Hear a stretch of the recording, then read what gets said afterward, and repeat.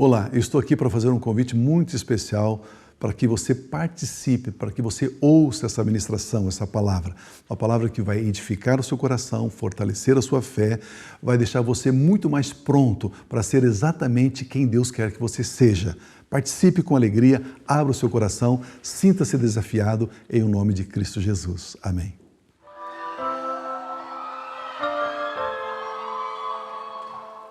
Sem cometer pecado, ferido e desprezado, não abriu a sua boca, morreu por meus pecados.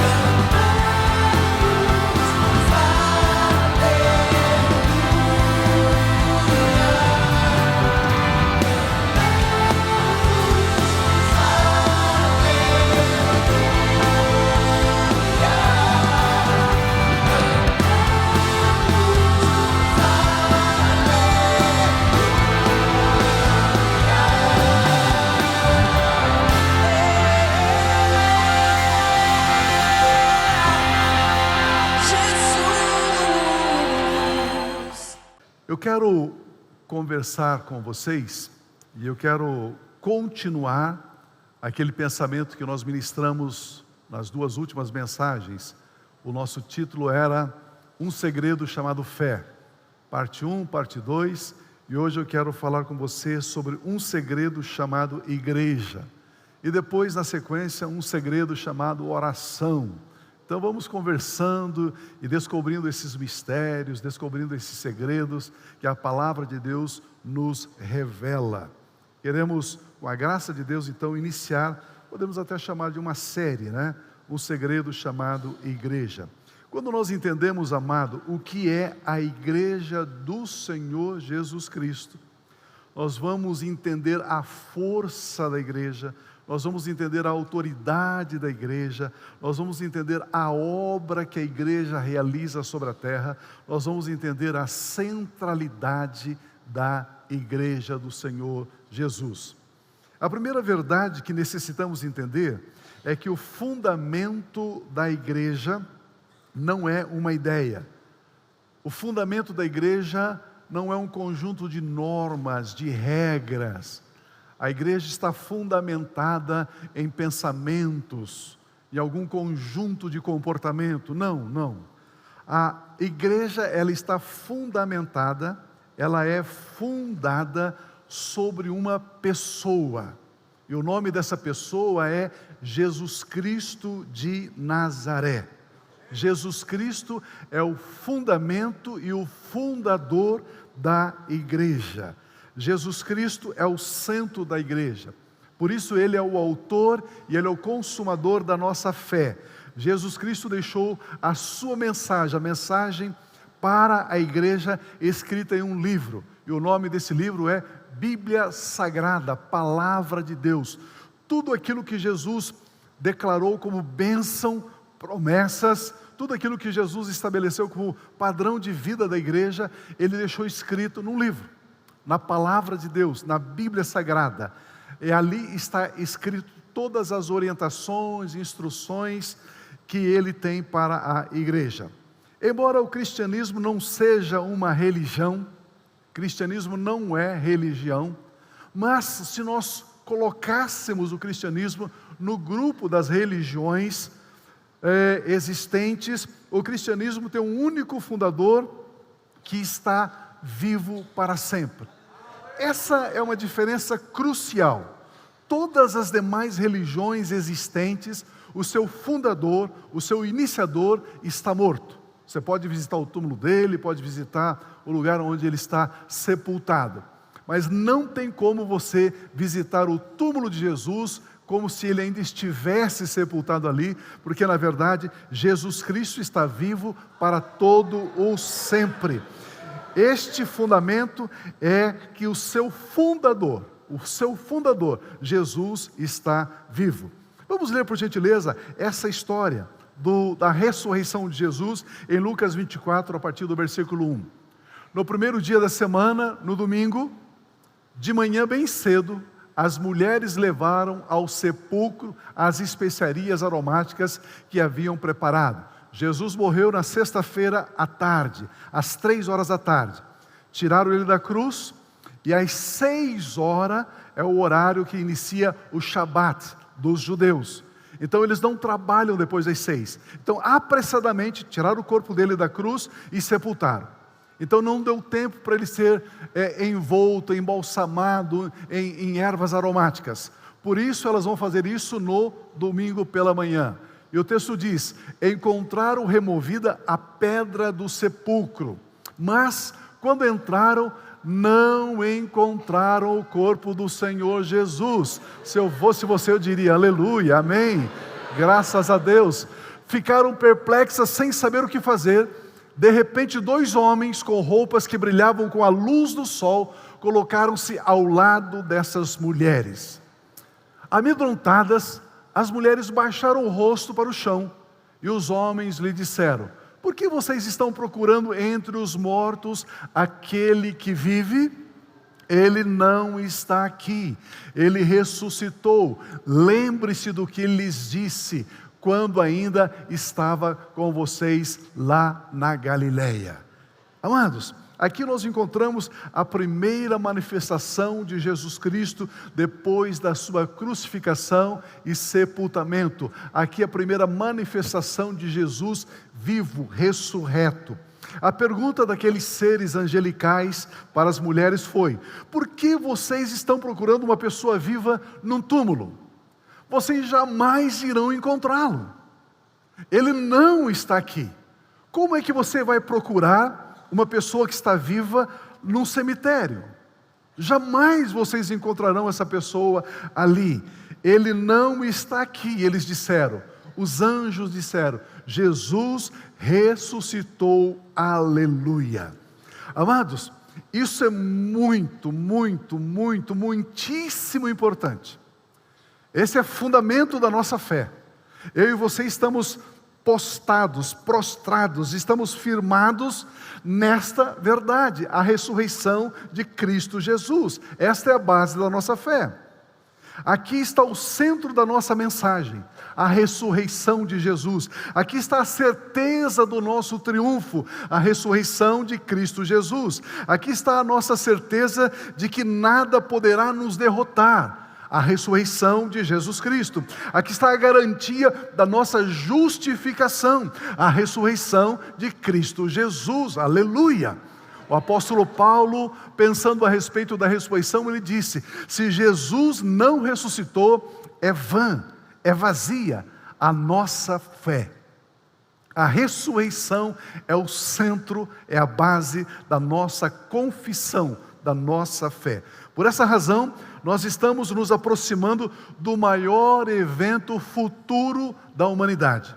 Por gentileza, nós estamos nos aproximando do maior evento futuro da humanidade, da história da humanidade, que é o encontro da igreja com o Senhor Jesus Cristo. Estamos nos aproximando desse evento. Este mesmo Jesus Cristo que ressuscitou, Ele está voltando brevemente, aleluia, aleluia.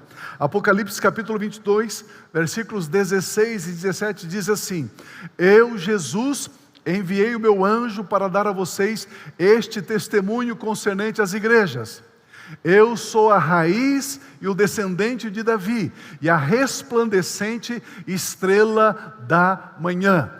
O Espírito e a igreja, o Espírito e a noiva dizem, vem. O Espírito e a igreja dizem, vem. E todo aquele que ouvir, diga, vem. Quem tiver sede, venha, e quem quiser, beba de graça da água da vida, da fonte da vida eterna, da fonte da juventude eterna. Esta fonte é Cristo Jesus, porque Ele venceu a morte, Ele não será jamais derrotado. Então, meu primeiro ponto para estudarmos, para pensarmos é igreja, o centro do universo. Amados, a igreja, ela é o centro do universo. É muito importante entendermos isto. Por que eu faço essa afirmação dizendo que a igreja é o centro do universo? Porque é a palavra de Deus que declara esta verdade. Em Colossenses capítulo 1, versículos 15 a 18, nós temos um texto impressionante. Você precisa ler esse texto pelo menos umas 2 vezes por semana. Fala a respeito de Jesus. O texto diz assim, Ele, Jesus, é a imagem do Deus invisível, o primogênito de toda a criação, pois nele, em Jesus, foram criadas todas as coisas nos céus e na terra, as coisas que você vê e as coisas que você não vê, visíveis e invisíveis, sejam tronos, sejam soberanias, poderes, autoridades, todas as coisas foram criadas por Jesus e para Jesus. Ele é antes de todas as coisas e nele tudo subsiste. Ele sustenta todas as coisas. Ele é a cabeça do corpo, que é a igreja. A igreja é o corpo de Cristo. É o princípio e o primogênito dentre os mortos, para que em tudo ele, Jesus, tenha a supremacia. Aleluia! Amados, que texto impressionante! Se nós fôssemos pegar aqui algumas palavras desse texto, poderíamos seguramente ficar aqui umas 3, 4 noites conversando sobre Colossenses. Aliás, que carta impressionante! Ela com certeza está para além de qualquer mente, de qualquer razão, de qualquer lógica humana. O texto sagrado diz que Jesus Cristo é a imagem do Deus invisível. Ele é a imagem de Deus Pai. A palavra grega traduzida aqui por imagem é eikon, que é figura, semelhança. Quando aplicada essa palavra a Cristo, refere-se à natureza divina de Cristo. Refere-se aos atributos divinos que Jesus possui, imagem. Refere-se à absoluta excelência moral de Jesus. Refere-se à perfeição de Jesus. Refere-se à pureza e à santidade de Jesus. Por isso ele é a imagem do Deus vivo. Aleluia! A igreja, ela não está na periferia da sociedade, ou do mundo, ou do universo. Não, não está. Com certeza ela não está. Antigamente, algumas pessoas cristãs, evangélicas, até ficavam um pouco assim, envergonhadinha, acanhada. Se perguntasse, escuta, você é evangélico? Na verdade, perguntavam assim, você é crente? As pessoas falaram, não é? Acabou isso, amados. Acabou isso. Você é crente? Aleluia, glória a Deus. Eu sou crente. Pronto. É assim. Você pode imaginar aquele que criou todas as coisas, aquele que sustenta todas as coisas. O seu coração está batendo agora aí. Tum, tum, tum, tum. O sangue está circulando, sabe por quê? Porque ele sustenta você. Ele sustenta todas as coisas, pela palavra do seu poder. Então a igreja não está na periferia da sociedade, ou do mundo, ou do universo, não. Ao contrário, a igreja do Senhor Jesus Cristo ocupa o centro dos acontecimentos. Ei, ouça isso. Os acontecimentos sociais, econômicos, políticos do mundo estão ao redor da igreja. Não é a igreja que está ao redor. Porque agora tem um movimento político tal. Não. Precisamos entender isso. A igreja é possuidora da mensagem, da misericórdia, da graça, da justiça, do amor e do perdão. E esses temas, queridos, são temas chave, centrais na existência da humanidade. A igreja é possuidora da mensagem da vida eterna. A igreja é possuidora da mensagem que conduz o homem à presença de Deus. A igreja é a coluna da verdade. O cabeça da igreja é o Senhor Jesus Cristo. Ele é o único que tem todo o poder nos céus e na terra. Jesus Cristo é o único que tem todo o poder nos céus e na terra. Portanto, tronos, principados, potestades, política, economia, não tem poder. Os homens gritam, arrogam, os homens declaram, faz isso, faz aquilo, mas nada disso pode sequer ameaçar o poder do nosso Senhor e Salvador Jesus Cristo. Amados, a primeira vez que Ele veio na terra, Ele veio como um bebezinho, numa manjedoura. Não havia lugar para Ele nas hospedarias, nos hotéis daqueles dias. Mas agora que Ele vai voltar a segunda vez, Ele não vem como bebê, Ele vem montado num cavalo branco, Ele vem cheio de força, cheio de glória, cheio de poder, cheio de domínio, cheio de autoridade, porque agora Ele é o Rei dos reis e o Senhor dos senhores. Aleluia! E o texto diz que Ele é o cabeça da igreja. Ele é o líder da igreja. Ele é o único que comanda a igreja, Jesus. A igreja propõe vida para as pessoas que querem ter vida abundante. A igreja propõe paz para as pessoas que querem ter paz. A igreja propõe felicidade para as pessoas que querem ser felizes. A igreja propõe unidade para as pessoas que querem viver uma unidade em comunhão na igreja. A igreja propõe triunfo para as pessoas que querem triunfar com Cristo Jesus. A igreja, ela entrega tudo aquilo que ela promete. Ela entrega. Você vai contratar uma banda larga, não sei o que, de internet, eles prometem X e entrega metade para você. Não é assim? É assim. A igreja não. Ela promete e ela entrega. Ela promete, ela entrega, aleluia. Queridos, o mundo está sendo alcançado pela igreja. Está sendo alcançado pela igreja. A igreja não condena as pessoas. A igreja ama as pessoas. Precisamos aprender a amar a igreja. Irmão, por favor, o diabo não precisa da sua ajuda. Pare de falar mal da igreja.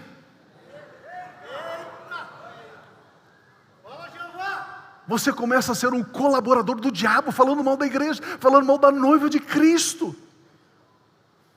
Nós precisamos entender que é maravilhoso ser membro da igreja. Aleluia. Por isso, é fato que existe uma grande diferença entre a igreja e o mundo. Claro que existe. Olha o que o Senhor Jesus Cristo diz em João 16:33. Eu quero colocar apenas uma diferença aqui para você ver. Eu lhes disse, palavras de Jesus, eu lhes disse essas coisas para que em mim, Jesus, vocês tenham paz. Neste mundo, vocês terão aflições, contudo, tenham ânimo, eu venci o mundo. Jesus Cristo está dizendo, em mim vocês têm paz. No mundo existe aflição. Por isso, Jesus Cristo diz que nós não somos do mundo.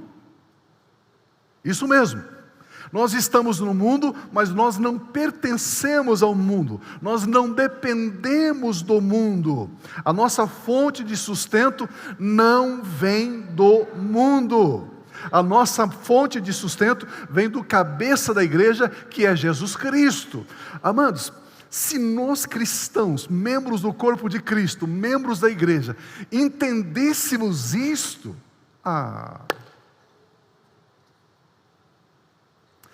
se amanhã pela manhã você se levantar com essa certeza, eu não dependo do mundo, o meu sustento não vem do mundo, a minha proteção não vem do mundo, a minha provisão não vem do mundo. Amanhã você vai trabalhar e você vai fazer de todo o coração aquilo que vier às suas mãos para o Senhor, não para mamon, não para dinheiro. Você não trabalha para dinheiro, você trabalha para Jesus. Não importa o que você faça, porque o seu sustento vem dele, a fonte é Jesus. Existe no nosso imposto de renda uma pergunta que foi cunhada, que foi construída no inferno. No seu imposto de renda. Que pergunta é essa, pastor? Pergunta para mim, qual a pergunta? Quantas fontes de renda você tem? É uma pergunta que o inferno inspirou o homem. Como assim, pastor? Aí você diz, bom, eu tenho uma casa alugada, é uma fonte de renda. Eu tenho não sei o que, é uma fonte de renda. Mas o meu trabalho é uma fonte de renda. Mentira, o cristão só tem uma fonte de renda, Jesus Cristo de Nazaré. Tudo aquilo que chega às suas mãos veio porque Ele liberou sobre a sua vida. Ele é o cabeça da igreja. Precisamos entender isso de uma vez por todas.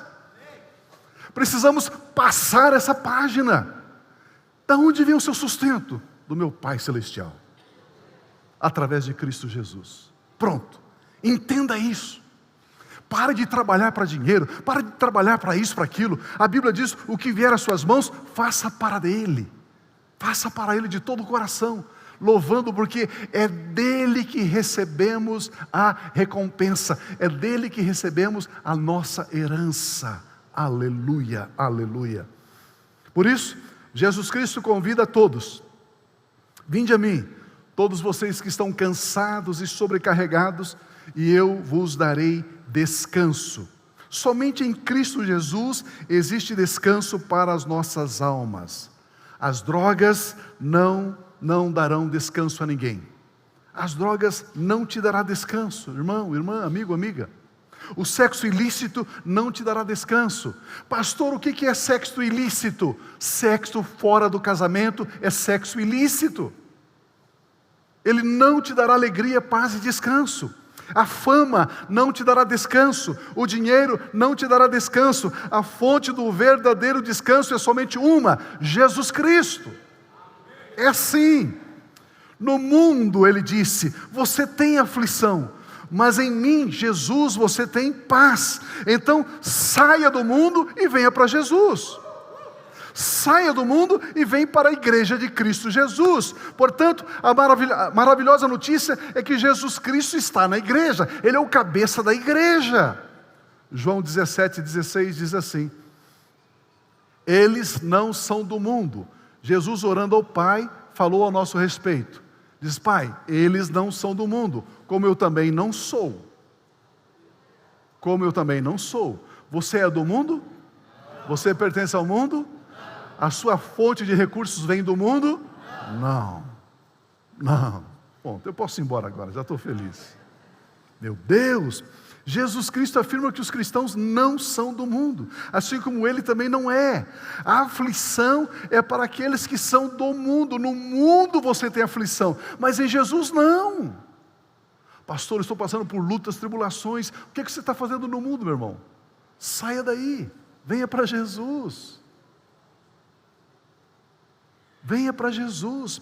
A aflição é para aqueles que dependem do mundo, mas nós que pertencemos ao corpo de Cristo Jesus, nós não pertencemos ao mundo. Nós somos uma nova criação em Cristo. Nós estamos em Cristo Jesus. Por essa razão, os cristãos que são membros do corpo de Cristo Jesus não devem viver em aflição, pois Jesus disse que no mundo é que existe aflição, mas nele existe paz. Nós estamos na igreja? Sim, então nós temos paz. Graças a Deus por isso.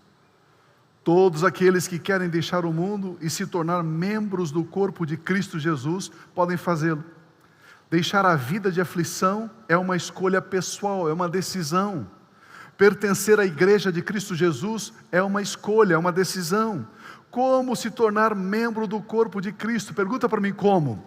João 1,12 diz para mim e para você: contudo, aos que o receberam, aos que creram em seu nome, o nome de Jesus, deu-lhes o direito de se tornarem filhos de Deus. Uau! Basta então nós crermos e recebermos Jesus Cristo como nosso Senhor e Salvador pessoal.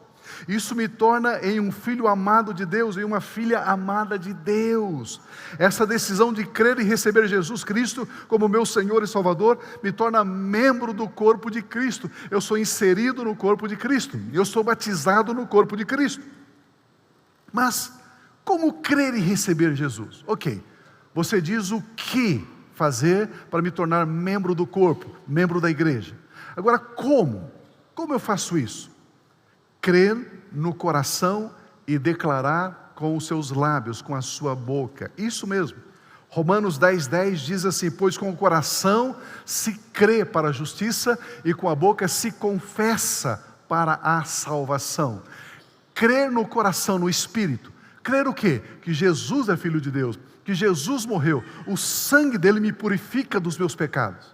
Se eu creio nisso e declaro isso com a minha boca, pronto, sou filho de Deus, sou salvo. É muito simples. Queridos, a nossa lógica, a nossa razão, a nossa intelectualidade não concebe isso. Porque nós não estamos falando de coisas terrenas, estamos falando de coisas espirituais. É um assunto espiritual, não é terreno, não é lógico. É um assunto de fé. E aí eu e você então cremos com o coração para a justiça. Você sabe o que é justiça? Justiça é o estado aprovado por Deus. Eu e você estamos longe de Deus, mas agora porque Jesus Cristo é o nosso Senhor e Salvador, nós fomos colocados num estado de justiça, num estado aprovados por Deus. E o estado aprovado por Deus é quando nos tornamos em filhos de Deus. Deus aprova somente os filhos e filhas e não a criatura. Como assim, pastor? Todas as pessoas são criaturas de Deus, todas elas. Mas aquelas que creem e recebem Jesus se tornam em filhos de Deus. Pastor, o senhor está dizendo então que a minha sogra é só uma criatura? É. Ela não aceitou Jesus ainda? Não. Então leve a sua sogra a Jesus, para que ela possa também ser filha amada de Deus. Queridos, é tão simples entendermos isto. O seu patrão que não é evangélico, o seu supervisor, o seu colega de trabalho, ele não entende você. Ele não compreende você. Você é um ser estranho para ele. Ele pergunta para você, como foi seu final de semana? Você diz, foi ótimo, eu estava na igreja. Mas você não foi na igreja semana passada? Fui. E você foi de novo? O que você foi fazer lá? Eles não entendem. Não faz sentido, porque eles são apenas criaturas de Deus. Eles não são filhos de Deus. Em Mateus capítulo 10, 32, Jesus Cristo diz assim: quem, pois, me confessar, me declarar diante dos homens, Jesus, tu és meu Senhor e Salvador. Quem fizer essa confissão diante dos homens, eu também o confessarei diante de meu Pai que está nos céus. Olha que, como isso é importante. Jesus diz, se você declarar diante dos homens, Jesus Cristo é meu Senhor e Salvador, Ele, Jesus, vai declarar diante do Pai, que você é membro da igreja, é membro do corpo dEle, que você pertence a Ele. Você pode imaginar Jesus declarando para o Pai, ela pertence a mim, Ele pertence a mim, porque eles me confessaram diante dos homens? Me permita fazer uma pergunta. Existe porventura no nosso meio alguém que nasceu num lar evangélico, cresceu num lar evangélico, batizado, é líder, é pastor, já está com 100 anos de idade e nunca confessou Jesus publicamente? Pastor, mas eu nasci num lar evangélico, os meus pais já eram evangélicos, ok? Filho de peixe, peixinho é. Filho de crente, crentinho não é. Aquele que confessar, aquele que receber Jesus Cristo, é filho de Deus. Pastor, mas eu já sou líder, já sou pastor, eu estou, né? Não estou falando disso. Eu estou falando, você já confessou publicamente, diante das pessoas, ei, Jesus é meu Senhor e Salvador. Não, nunca fiz isso. Tem alguém no nosso meio, por acaso tem alguém no nosso meio que nunca confessou publicamente? Tem, só faça um... Ao levantar a sua mão você já vai estar confessando. Tem alguém? Todos já publicamente já disseram, Jesus é meu Senhor e Salvador. Tem uma criança ali. Quem mais? Quem mais? Pode levantar a mão, sem vergonha. Mais alguém? Tem aqui ela também. Que legal, é isso mesmo, é isso mesmo. Quem mais? Quem mais? O Caio está aqui também. Quem mais? Está ali, mais uma pessoa. Mais alguém? Vamos fazer o seguinte, sai do seu lugar correndo, vem aqui na frente. Vem aqui na frente. Pode vir. Vem aqui na frente. Você que ainda não fez essa declaração pública diante dos homens, pode vir, não importa a sua idade, pode vir. Um bebezinho de colo levantou a mãozinha, pode trazer ele também. Isso, vem aqui. Olha que legal. Olha que bacana. Porque, queridos, são valores espirituais estes, né? Vamos chamar assim, é uma chave espiritual. É uma chave espiritual. Isso, que legal. Que bom. Olha que linda. Mais alguém? A porta da graça está aberta, corra aqui na frente.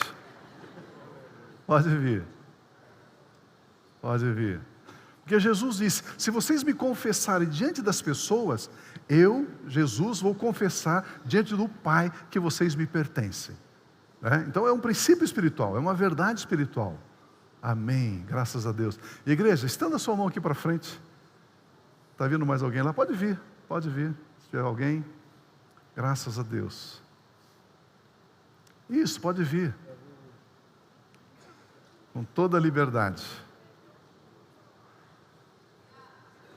Eles ficaram meio acanhadinhos, achando que eu ia morder vocês. Não vou morder não. Pode vir. Amém. Amém. Que legal. Feche os olhos e diga comigo assim: Pai Celestial, eu agradeço a Ti pelo presente, pela dádiva de Cristo Jesus. E nesta hora, eu declaro, eu confesso, publicamente, diante dos Teus anjos, diante dos meus irmãos, diante dos demônios, diante de todos os seres, eu confesso que Jesus Cristo é o meu único Senhor, é o meu único Salvador. Eu creio que Jesus Cristo morreu na cruz para me salvar. Eu creio que Jesus Cristo foi sepultado, ressuscitou, e Ele está vivo à direita do Pai. Eu creio que Ele já escreveu o meu nome no livro da vida, e eu pertenço ao corpo de Cristo. Eu sou uma nova criação, eu tenho autoridade, eu posso abrir, eu posso fechar, eu posso ligar, eu posso desligar, em o nome de Jesus. Nesta hora, Pai, toque-me com a Tua graça. Espírito Santo, toque-me com o Seu poder, venha sobre a minha vida, unja-me para ser o instrumento para a Sua glória, em o nome de Jesus, amém, aleluia.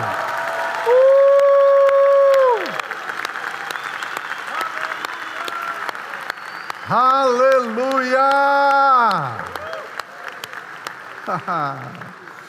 Nós não vamos dizer seja bem-vindo à família de Deus, porque já pertence à família de Deus.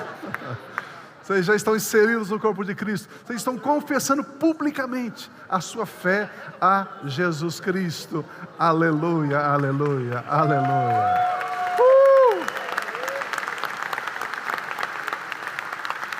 Podem sentar, por gentileza. Podem sentar. Falou para sentar, porque senão ia vir uma festa aqui na frente, né? Aí começa a conversar e tal. Segundo pensamento que eu quero compartilhar com você: diferença entre o mundo e a igreja. Alguém pode pensar: por que devo deixar a vida do mundo e passar a viver a vida de filho de Deus, de filha de Deus? Porque existe uma grande diferença entre o mundo e a igreja. Eu acabei de dizer uma: no mundo existe aflição, em Jesus ou na igreja existe paz.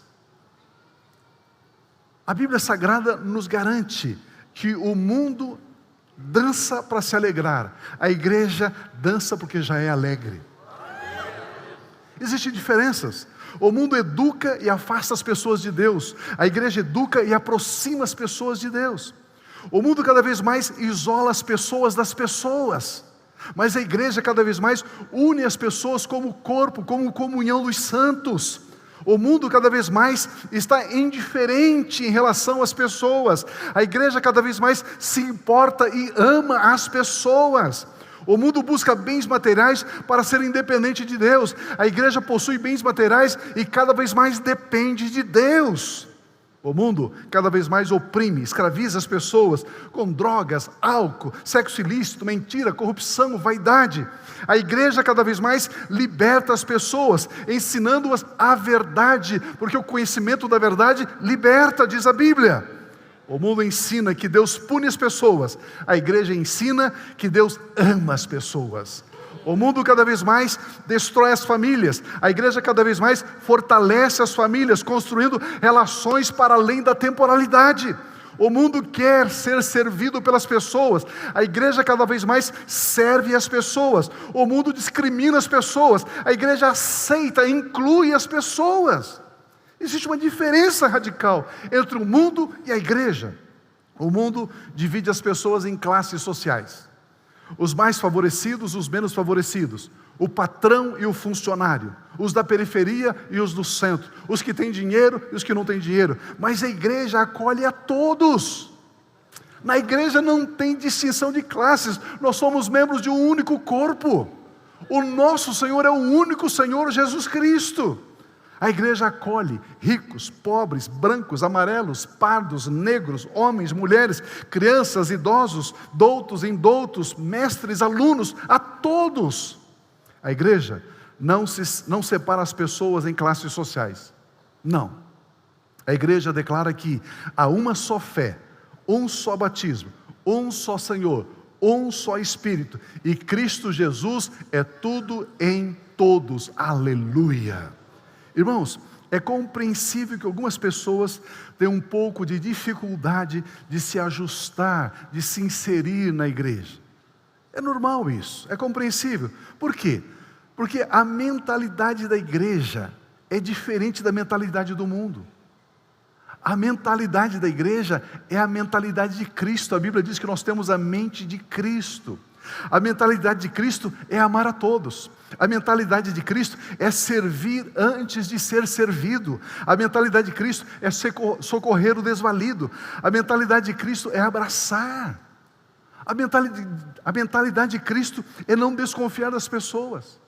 O mundo olha as pessoas sempre, qual é o interesse dele? O que está por trás disso? O que ele quer com isso? Cuidado, hein? Preste atenção. A mentalidade de Cristo não. Pastor, mas eu não tenho que ficar com o pé atrás das pessoas? Não. Mas e se as pessoas me traírem? O problema delas. E se elas me roubarem? O que Deus tem para você é muito mais do que elas roubaram de você. Você não precisa ficar com o pé atrás com as pessoas. Nós temos que ter a mentalidade de Cristo. Cristo é o cabeça da igreja. Portanto, existe um processo para cada um de nós nos ajustarmos aos pensamentos de Cristo. Como processo, pastor? A vida cristã diária, a vida da igreja, leva cada um de nós a entendermos como pensar igual a Cristo, como pensar como Cristo pensa. Por exemplo, começamos a ter comunhão com os irmãos, começamos a frequentar os grupos familiares, começamos a estudar a palavra de Deus, começamos a praticar boas obras, começamos a andar em amor, começamos a viver, a andar em fé, começamos a celebrar a Deus em espírito e em verdade, começamos a cantar louvores a Deus de todo o coração. Queridos, estas práticas diárias da vida cristã vai nos formando, é um processo que nos leva a pensar como Cristo pensa. Você tem um sapato lá que faz 8 meses que você não põe no pé. O que está fazendo lá? Por que você não doa? É pensar como Cristo. E aquele vestido? E aquela bolsa? E aquele? Você sabe. Amados, irmãs, os homens não estão aqui, eu só vou falar com as mulheres. Se você abrir a sua despensa, você vai encontrar algumas latinhas de comida, algumas caixinhas de alimento vencidas. Eu tenho certeza que tem alguns vencidos lá. O que está fazendo lá? Por que o dinheiro que agora você vai jogar fora, você não colocou no gasofilácio da igreja? Teríamos ajudado, abençoado tantas pessoas, tantas vidas. Essa é a mentalidade de Cristo. A mentalidade de Cristo é: o que você tem? 5 pães e 2 peixinhos. Dê. E você vai receber 12 cestos. Aleluia, lambando. Mas a mentalidade do mundo é: não dê não, você não vai faltar. Você não vai faltar. Você não vai faltar. Aí você começa a colocar o seu coração, a sua confiança naquela poupança. Você se torna escravo daquilo que domina você, que ocupa a sua mente. Nós precisamos aprender a pensar como Cristo. Lembre-se, você é membro da igreja, e a igreja é o corpo de Cristo Jesus. Cristo Jesus é o cabeça da igreja, Ele é o governo da igreja. Como é importante você fazer parte da igreja, como é importante você ser batizado no corpo de Cristo. Portanto, não se isole, não se afaste da comunhão dos irmãos, integre-se no corpo voluntariamente, comece a servir na igreja, contribua generosamente com os recursos que Deus te dá, ame a igreja, ame o corpo de Cristo Jesus. Agora, vamos também olhar para o futuro da igreja. A igreja tem um futuro maravilhoso. Esse é o meu terceiro ponto. O amanhã da igreja. Como será o amanhã da igreja do Senhor Jesus Cristo? Queridos, o mundo não tem futuro, o mundo tem fim. A igreja não tem fim, ela tem futuro. A igreja tem o Espírito Santo hoje e sempre. A igreja tem a Bíblia Sagrada hoje e sempre. A igreja tem um noivo que terá futuramente um esposo. A igreja tem um banquete sendo preparado para ela. A igreja tem uma coroa sendo esperada por ela. A igreja andará em ruas de ouro, sim. A igreja foi purificada no sangue do Cordeiro de Deus. A igreja foi ungida para governar. A igreja está ungida para as bodas. A igreja sabe que Deus Pai foi, é e sempre será totalmente digno. Eu não estou lendo a sua mão, a sua sorte. Eu estou falando sobre o seu destino, sobre o seu amanhã. O Evangelho de João, capítulo 6, versículos 5 e 6 diz assim: então Jesus, levantando os olhos, vendo uma grande multidão que vinha ter com ele, disse a Filipe: Filipe, onde vamos comprar pão para eles comerem? Olha esse versículo seguinte: mas dizia isto para experimentar, para pôr à prova Filipe, pois Jesus sabia o que ia fazer, ele já tinha em mente o que ia fazer. Veja comigo esse quadro. Jesus, juntamente com seus discípulos, estava num alto monte, estava num lugar desabitado, isolado, e de repente uma grande multidão vem ter com Jesus. As pessoas estavam cansadas, famintas, desalentadas. Em meio a este quadro, Jesus Cristo pergunta ao seu discípulo Filipe: Filipe, onde é que nós vamos comprar pão para dar de comer a essa multidão? Queridos, eu estou falando assim de 10, 12 mil pessoas. Filipe se depara com um grande problema, porque Filipe foi usar a sua mente lógica, sua mente cartesiana, sua mente calculista, a sua mente racional. Ele pensou: bom, nós não temos dinheiro suficiente, recursos financeiros suficientes para comprar pão para todo mundo. E se tivéssemos o dinheiro, não teríamos um fornecedor, uma panificadora que pudesse produzir tantos pães em tão curto espaço de tempo. Senhor, estamos num problema sem saída, não tem solução para isso. Mas como eu disse, o versículo 6 diz assim: Jesus fez essa pergunta apenas para pô-lo à prova, pois já tinha em mente o que ia fazer. Ei, Jesus é o cabeça da igreja, Ele sempre sabe o que vai fazer. Esse texto está dizendo que Jesus Cristo nunca é pego de surpresa. Jesus Cristo nunca é surpreendido. Ele sempre sabe o que vai fazer. Ah, pastor, surgiu um movimento agora, e eles estão fazendo isso, atacando a igreja, atacando não sei o quê. E agora? Ei. Jesus não está sendo pego de surpresa. Ele sabe exatamente o que faz em cada situação. A igreja não está sem rumo, não. A igreja não está sendo dominada pelo pecado, não. A igreja não está perdendo para as trevas, não. A igreja não está fria, não. Ele é o cabeça e Ele cuida do corpo. A igreja está nos trilhos, sim. A igreja marcha firme e triunfantemente para o prêmio da soberana vocação, que é Cristo Jesus. As portas do inferno não prevaleceu, não está prevalecendo agora e nunca prevalecerá contra a igreja do Senhor Jesus. Aleluia! Pare de dar créditos ao inferno. Pare de dar créditos aos poderes das trevas. As trevas estão invadindo a igreja, o pecado está invadindo a igreja. Não está não. Não está. O mesmo Espírito Santo que se manifestou como vento impetuoso lá na igreja primitiva no dia de Pentecostes, continua manifestando hoje na igreja esse mesmo vento. O vento do Espírito Santo continua soprando e não há poder que possa deter esse vento. É assim, amados, o mesmo Espírito Santo que se manifestou como fogo ali na igreja primitiva no dia de Pentecostes, esse fogo não apagou, não. Esse mesmo fogo continua queimando e não há poder que possa apagar o fogo do Espírito Santo na igreja. Este mesmo fogo continua hoje queimando na igreja do Senhor Jesus Cristo. Cristãos continuam incendiados, crianças estão sendo incendiadas, juniores e adolescentes estão incendiados, os jovens estão incendiados, os casais estão incendiados, os homens e mulheres de terceira idade já estão incendiados. Aleluia! Isto é igreja.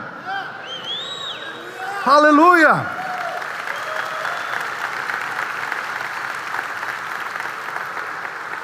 A igreja do Senhor Jesus Cristo continua glorificando a Ele. A igreja do Senhor Jesus Cristo continua adorando a Ele. A igreja do Senhor Jesus Cristo continua se alegrando na presença dEle. Queridos, nós continuamos crendo, nós continuamos curando, nós continuamos servindo, nós continuamos amando. A igreja está marchando triunfantemente. Existe glória na igreja. A graça nos prepara para a glória. Existe glória na igreja. Esse texto de Apocalipse capítulo 21, 1 e 2 diz assim: então vi novos céus e nova terra. Então vi novos céus e nova terra. Sabe aquela casa que você terminou de construir? Vai virar cinzas. Sabe aquele carro novo que você comprou? Vai virar cinzas. Sabe aquele dinheiro que você tem lá no banco? Vai virar cinzas.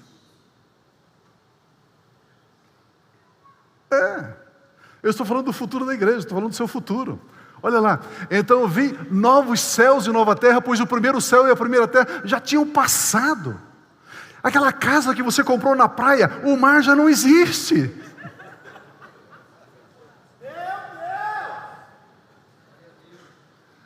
Eu vi a cidade santa, Nova Jerusalém, que descia dos céus da parte de Deus, preparada como uma noiva adornada para o seu marido. Uau!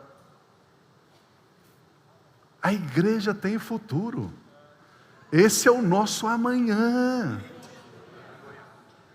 Você está vivendo aqui na terra, mas você não depende da terra. A sua paixão, a sua fixação não está nas coisas da terra. Olha o versículo 5, aquele que estava sentado no trono disse: estou fazendo novas todas as coisas. Ou você fica com as coisas velhas, ou você abre mão das velhas e fica com as coisas novas. E acrescentou: escreva isto, pois estas palavras são verdadeiras e dignas de confiança. Apocalipse 21, 9 e 11 diz: um dos 7 anjos que tinham as 7 taças cheias das últimas 7 pragas aproximou-se e me disse: venha, eu lhe mostrarei a noiva, a esposa do Cordeiro. Ele me levou no espírito a um grande alto monte e mostrou-me a cidade santa, Jerusalém, que descia dos céus da parte de Deus. Ela resplandecia com a glória de Deus. E o seu brilho era como de uma joia muito preciosa, como jaspe, clara como cristal. Aleluia. Apocalipse 22, 10 a 13 diz assim: então me disse: não cele as palavras da profecia deste livro, pois o tempo vai demorar muito. O tempo está próximo. Continue o injusto a praticar injustiça. É isto mesmo, amados. É isto mesmo. O político corrupto, ele vai continuar sendo corrupto, bandido, safado. É assim. É assim. Ah, pastor, a gente vai orar e vai mudar. Não vai mudar não, irmão. O injusto continua praticando a injustiça. O bandido continua sendo bandido. Continue o imundo na sua imundície. Continue o justo a praticar a justiça. E continue o santo a se santificar. Olha o que a palavra de Deus nos orienta, nos instrui. Eis que venho em breve. A minha recompensa está comigo e eu retribuirei a cada um de acordo com o que fez. Querido, cada trabalho que você faz na igreja, cada trabalho, é como se você estivesse fazendo uma poupança nos céus. Cada centavo que você contribui na igreja, é uma poupança que você está fazendo nos céus. Sabia disso? E brevemente Ele virá e vai nos dar a recompensa daquilo que nós fizemos. Eu estou falando agora de um tempo eterno. De um tempo eterno. Olha que coisa impressionante. Olha o versículo 13. Jesus diz: eu sou o alfa e o ômega.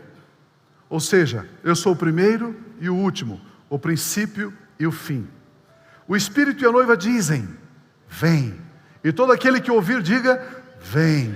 Quem tiver sede, venha, e quem quiser, beba de graça da água da vida. Apocalipse 22, 20 e 21 diz assim: aquele que dá testemunho. Você sabe que uma testemunha é uma testemunha que viu o quadro. Aquele que dá testemunho dessas coisas diz: sim, venho em breve. Amém. Vem, Senhor Jesus. A graça do Senhor Jesus Cristo seja com todos vocês. A graça do Senhor Jesus Cristo seja com todos vocês, hoje, sempre, sempre, sempre.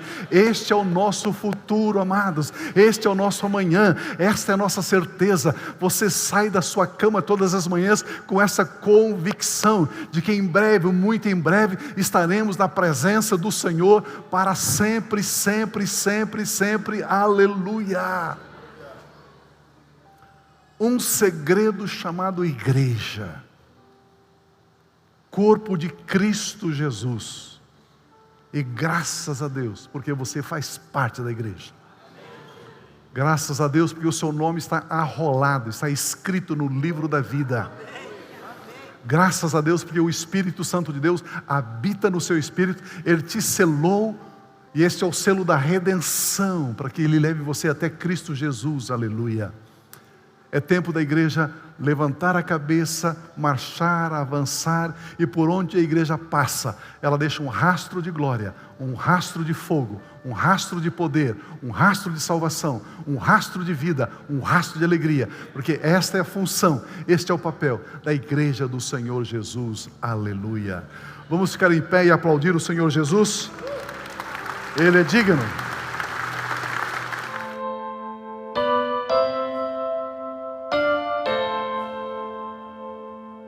Sem cometer pecado, ferido e desprezado, não abriu a sua boca, morreu por meus pecados.